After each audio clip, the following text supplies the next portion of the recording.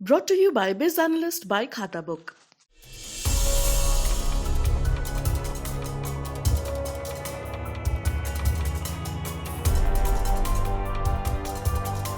बधाई हो। देखिए, बधाई मैं आपको इसलिए दे रही हूं क्योंकि शिक्षा, बेरोजगारी के जो मुद्दे हैं वो भारत में इतने अंडर एस्टिमेट हो चुके थे कि इस पर कोई बात ही नहीं करना चाहता था। लेकिन कब तक भागेंगे? किसी ना किसी बहाने ये मुद्दे हमारी आंखों के आगे आ ही जाते हैं, चाहे हम कितना भी इग्नोर कर लें। अब देखिए ना, पिछले कुछ दिनों में अलग अलग मुद्दे, जरूरी मुद्दे मेन स्ट्रीम डिस्कशन में आ गए हैं। पहले आपने आरआरबी एनटीपीसी के मुद्दे को देश भर में उठता देखा, और अब देखिए यूक्रेन में पढ़ रहे एमबीबीएस छात्रों पर बात होने लगी है। अब ऐसे मौके पर जहां उनकी जान बचाना जरूरी हो गया है, इसी बीच कई लोग सवाल कर रहे हैं कि भाई आप यूक्रेन गए ही क्यों पढ़ने? वैसे तो ये वॉर जोन में फंसे छात्रों से पूछे जाने वाला आखिरी सवाल होना चाहिए था, लेकिन चलिए किसी बहाने ही सही शिक्षा पर फोकस तो आया।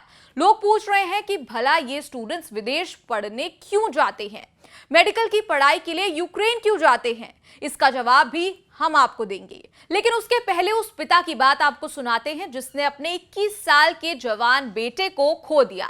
नवीन शेखरप्पा यूक्रेन में एमबीबीएस की पढ़ाई करने गए थे, लेकिन भारी बमबारी में उनकी मौत हो गई। उनके पिता ने भारत की मेडिकल शिक्षा व्यवस्था पर सवाल उठाए हैं। सुनिए उनकी पूरी बात। I request to all these political leaders kindly look into the matter and see that donation it's very bad, and all these intelligent students they are going to study in abroad. They think that education here, if they plan to get that education here, they have to pay crores to get that seat.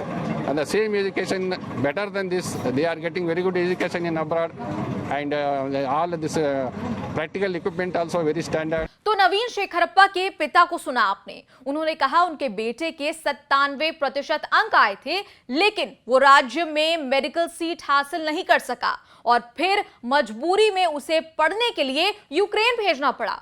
उन्होंने कहा कि ये बच्चे जब भारत में पढ़ना चाहते हैं तो उनसे मेडिकल सीट के लिए करोड़ों रुपए की डोनेशन मांगी जाती है। इससे अच्छी शिक्षा वो बाहर जाकर कम पैसों में हासिल कर लेते हैं। नवीन तो नहीं रहे, लेकिन उनके पिता ने एक तूफान सा छेड़ दिया है।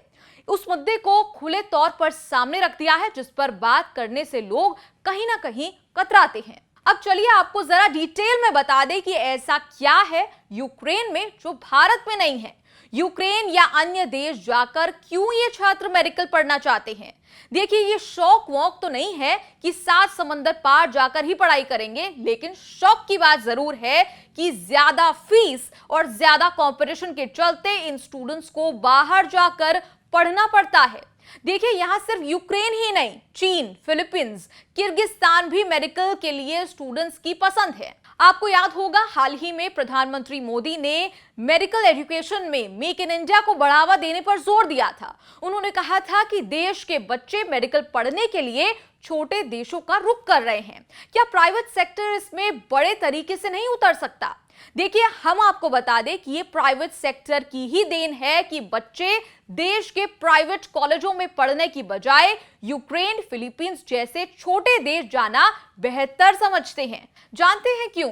यूक्रेन जैसे देश में आप मेडिकल पढ़ते हैं तो 6 साल के कोर्स के लिए करीब 20 से 25 लाख रुपए लगते हैं।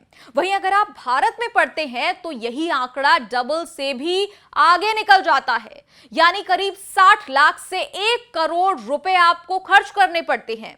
इससे कम खर्च पर तो आप चीन, फिलीपींस, बेलारूस या फिर रूस में भी 20, 30, 40 लाख में पढ़ सकते हैं। ये तो रही फीस की बात, लेकिन फीस के साथ साथ यूक्रेन की जो मेडिकल डिग्री है उसको America, Europe, world health council समेत सभी जगह माना जाता है। और तो और इंडियन मेडिकल काउंसिल भी इस डिग्री को मान्यता देता है। लेकिन याद रहे कि विदेशों में मेडिकल की पढ़ाई करने वालों को भारत में फॉरेन मेडिकल ग्रेजुएट एग्जामिनेशन देना ही पड़ता है। देखिए, एफएमजीई भारत में नेशनल एग्जामिनेशन बोर्ड द्वारा आयोजित एक लाइसेंस एग्जाम है जो कि भारत में मेडिसिन प्रैक्टिस करने के लिए विदेशों से पढ़ाई करने वाले भारतीय नागरिकों को देना ही होता है। अब बात हो गई हाई फीस की, मेडिकल डिग्री की। अब आते हैं अगले पॉइंट पर, भारत में सीटें कम है। ये बात हमने आपको अपनी पहले की रिपोर्ट्स में भी बताई है कि भारत के सरकारी और प्राइवेट कॉलेजेस के लिए एमबीबीएस, डेंटल और आयुष की पढ़ाई के इच्छुक स्टूडेंट्स का चयन national eligibility cum entrance test NEET के जरिए होता है और इसकी कट ऑफ जो है वो काफी ऊपर जाती है और सीटों की तंगी तो साथ में है ही। उम्मीदवार ज्यादा, कट ऑफ ज्यादा, लेकिन सीटें कम। एक रिपोर्ट के मुताबिक 2021 में देश में एमबीबीएस की केवल 84,000 सीटें थी, वहीं 16 लाख बच्चों ने नीट की परीक्षा दी थी। तो सोचिए हाल कैसा है। सरकारी और निजी कॉलेजेस में एमबीबीएस सीटों की संख्या जो पिछले सालों में रही, जरा आपको वो भी दिखा दें।